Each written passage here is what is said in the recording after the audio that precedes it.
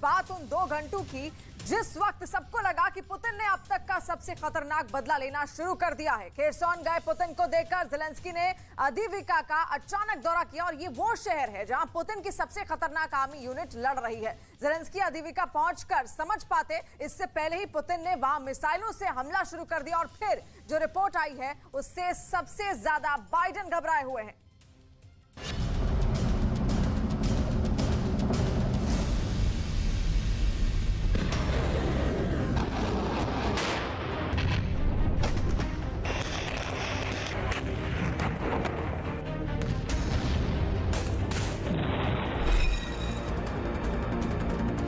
पहले Putin Ukraine के Kherson और लुहांस्क गए, फिर ज़ेलेंस्की भी डोनेस्क और अवदीविका पहुंचे।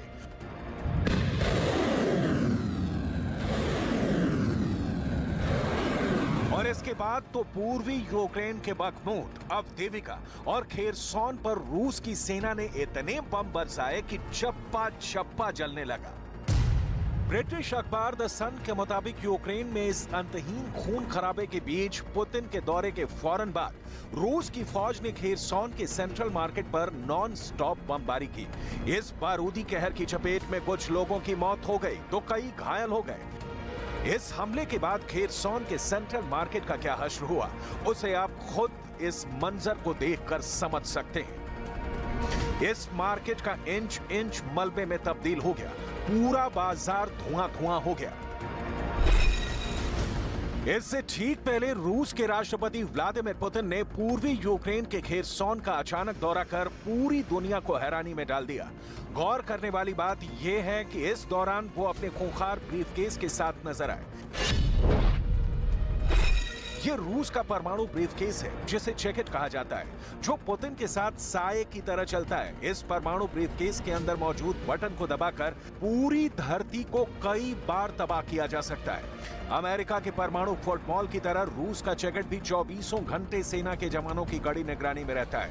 बड़ी बात यह कि यह सीक्रेट कोड से ही खुलता है, जो पुतिन समेत रूस के कुछ चुनिंदा लोगों को ही पता है।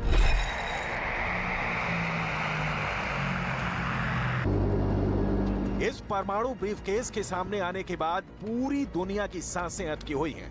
रूस की सेना ने हाल ही में परमाणु हवाई अभ्यास से नाटो देशों को भी सकते में डाल दिया है। इतना ही नहीं, इसके बाद रूस की नौसेना ने परमाणु पनडुब्बियों और एंटी सबमरीन एयरक्राफ्ट के जरिए भी युद्धाभ्यास किया है। ऐसे में अटकलें इस बात की भी लगाई जा रही हैं कि अब यूक्रेन में औपचारिक जीत के लिए पुतिन किसी भी हद तक जा सकते हैं।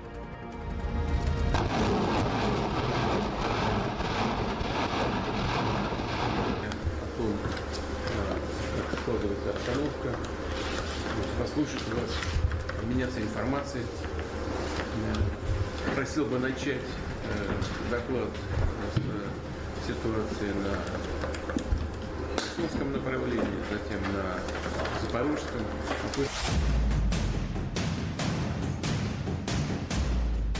पुतिन के दिमाग में जरूर कोई बड़ी प्लानिंग चल रही है। इसका इशारा उनके खेरसॉन और लुहांस्क दौरे से भी मिलता है।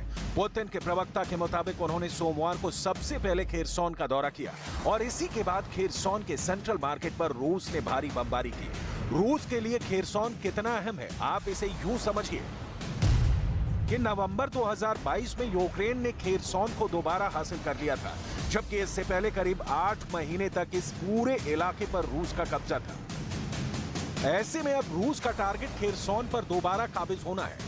पूर्वी यूक्रेन में ज़ेलेंस्की की आर्मी के पलटवार के दावे के बीच रूस ने भी इस इलाके में सेना की मौजूदगी बढ़ा दी है। पुतिन के दौरे के जवाब में ज़ेलेंस्की भी अवदीविका पहुंचे और यहां अपने कमांडरों से युद्ध की ताजा जानकारी हासिल की। Всіх вас бачити і тиснути такі міцні руки. Знаєте, що в всіх руках реальне життя всього майбутнього України. Пишаюсь зустрічю, пишаюсь тим, що у нас в Україні є такі міцні люди.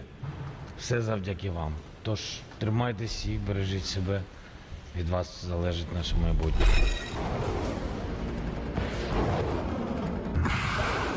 हाल के दिनों में बखमूत के बाद अवदीविका ही रूस का सबसे बड़ा टारगेट रहा है। अवदीविका के पहले बखमूत यूक्रेन के हाथ से करीब निकल चुका है, लेकिन अब फ्रंट लाइन पर खुद ज़ेलेंस्की के उतरने के बाद यूक्रेन की बॉर्डर गार्ड सर्विस के जवानों ने बखमूत में भी पलटवार शुरू किया है। इससे पहले पुतिन की सेना ने यहाँ इतनी भीषण बमबारी की, इतने हवाई हमले किए कि कभी 70,000 की आबादी वाला ये शहर अब खंडहर में तब्दील हो चुका है।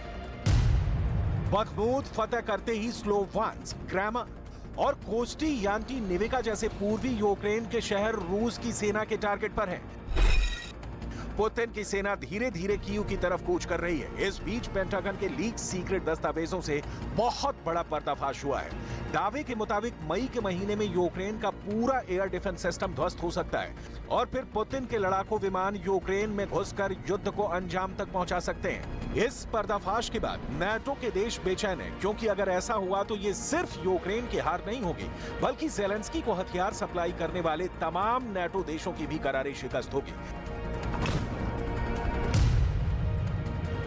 ऐसे में जर्मनी ने आनन फानन में यूक्रेन को पहला पैट्रियट एयर डिफेंस सिस्टम मुहैया करा दिया है। जर्मनी ने कुछ मिसाइलें भी यूक्रेन भेजी हैं ताकि पुतिन की ताकतवर फौज के आगे लड़खड़ाती ज़ेलेंस्की की आर्मी थोड़ा संभल सके। जर्मनी ने 16 जेट्रोज ट्रक और 2 बॉर्डर पेट्रोल व्हीकल भी कीव भेजे हैं।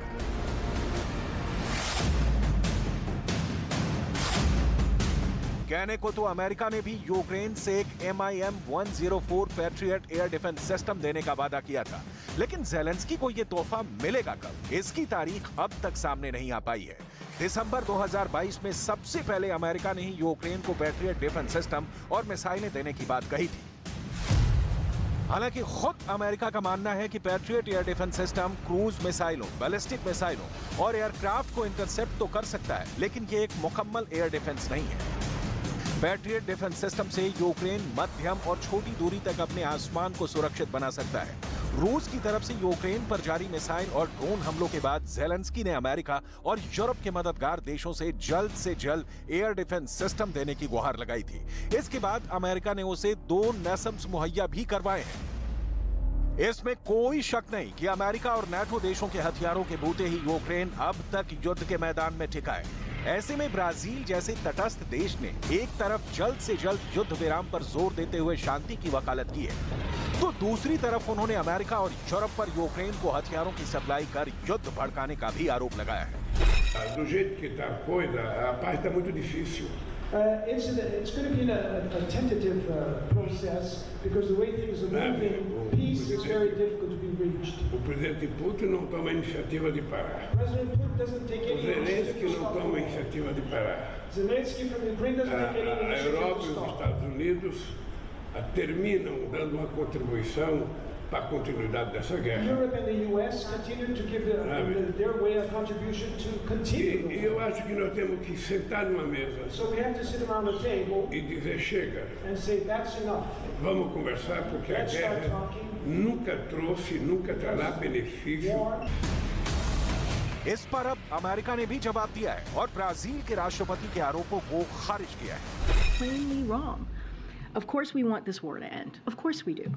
And we support President Zelensky's call for a just end to Russia's war of choice.